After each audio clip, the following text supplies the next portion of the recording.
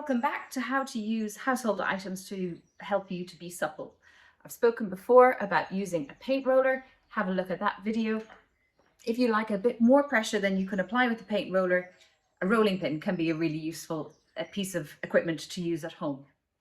So similar to the roller, you stay on the muscular bits and away from the bony bits. You can apply the amount of pressure that feels nice to you. If there's a part of your leg that feels really tender, often the outside of the leg here where the ITB is, the iliotibial band, that can often be really sore. So leave the most sore bit alone, work all around it, make the neighbours happy, and then when you come back to the sore bit, either on the same day or a day later, you may find it's a bit easier. Doing this little and often will have a really good impact on improving your flexibility. So have a go. If you'd like some more tips, please watch out for the Enable Movement on your social channels and Lisa Kerry's Physiotherapy Hub on Facebook.